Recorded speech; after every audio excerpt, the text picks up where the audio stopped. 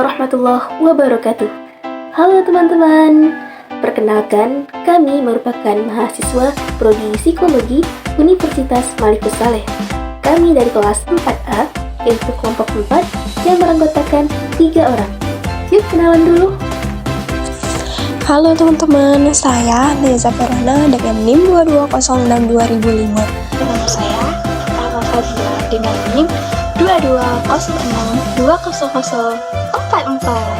Dan saya Putriani dengan NIM 2206-20034. Nah, di video ini kami akan menjelaskan terkait materi sejarah psikologi industri dan organisasi. Yuk simak penjelasannya. Sejarah perkembangan bio dimulai dari pra-perang dunia hingga pasca perang dunia. Ada 4 tokoh penting dalam perkembangan psikologi industri dan organisasi pada pra-perang dunia. Yang pertama ada Walter Dilscourt yang mengemukakan psikologi advertising atau psikologi periklanan yang menggunakan prinsip-prinsip psikologi dalam bidang periklanan. Pada tahun 1801, Walter Dilscourt mengemukakan penggunaan psikologi dalam bidang periklanan. Terbitnya buku Walter Dilscourt, The Theory of Advertising pada tahun 1903 dan The Psychology of Advertising in Theory and Practice pada tahun 1908 dipandang sebagai buku pertama yang membahas tentang psikologi sebagai aspek dari dunia kerja. Nah, yang kedua ada Frederick Winslow Taylor, seorang ahli mekanik berkebangsaan Amerika yang memperbaiki teori industrial efisiensi. Pada tahun 1911, Frederick Winslow Taylor menulis buku The Principle of Scientific Management. Yang ketiga ada Lillian Moeller Gilbert, salah seorang ilmuwan wanita Amerika Serikat yang pertama kali menyandang gelar Dr. PhD. Gilbert adalah seorang psikolog wanita yang berkontribusi pada perkembangan awal psikologi industri dan organisasi. Lillian Moeller Gilbert mengungkapkan efek jenis stres dari kelelahan pada tenaga kerja. Yang keempat ada Hugo Musterberg. Hugo Musterberg merupakan seorang psikolog berkebangsaan Jerman atau Amerika. Hugo sendiri adalah pendiri dari Industrial Psychology. Pada tahun 1913, Hugo Musterberg menerbitkan buku Psikologi Industrial Efisiensi. Baik, sekarang kita akan masuk ke dalam sejarah psikologi industri dan organisasi pada perang dunia. Tokoh pertamanya itu adalah Robert Yerkes. Nah, Robert Yerkes ini adalah seorang presiden dari American Psychological Association dan juga sekelompok psikolog yang bekerja sama dengan Angkatan Darat dari Amerika Serikat untuk membuat tes kecerdasan. Nah, Robert Yerkes ini membuat 2 alat tes psikologis untuk menilai tentara selama Perang Dunia I. Robert Yerkes ini membuat tes psikologis yaitu tes alfa dan tes beta. Baik, sekarang saya akan menjelaskan tentang sejarah psikologi industri dan organisasi antara Perang Dunia I dan II pada tahun 1915 sampai dengan 1940. Tokoh pertama yaitu ada Walter Brigham. Nah, Walter Brigham ini adalah seorang psikolog yang dikenal dengan karyanya tentang pengukuran sikap.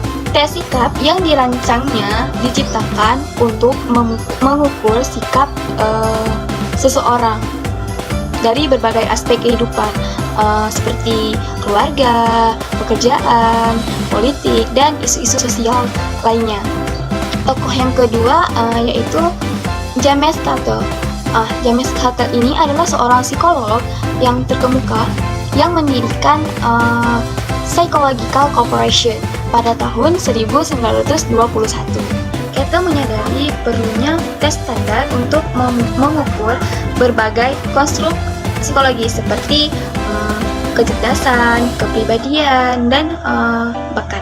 Nah, tokoh yang ketiga itu ada Elton Mayo.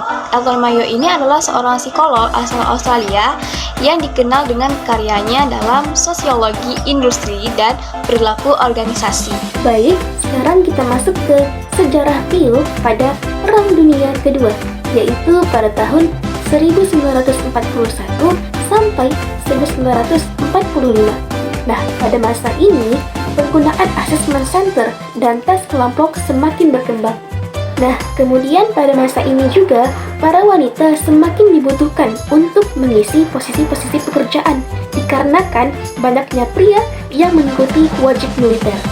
Kemudian, pada masa ini juga berkembangnya penelitian mengenai moral kerja dan gaya kepemimpinan, di antaranya teori gaya kepemimpinan yang dikemukakan oleh Kurt Lewin.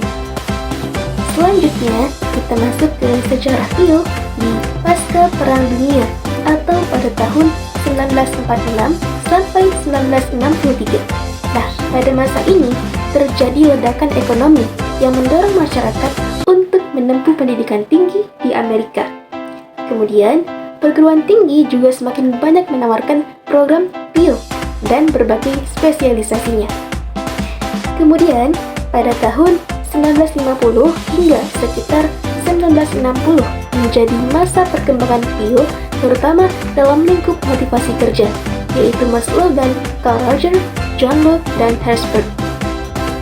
Teori kepemimpinan yang dikenal sebagai Contingency Models of Leadership oleh Fred Frieder dan Bureau Organization yang dikemukakan Max Weber. Kemudian, Katz dan Kahn pada akhir tahun 1960-an mempublikasikan buku yang berjudul The Social Psychological of Organization yang merupakan buku klasik psikologi industri dan organisasi.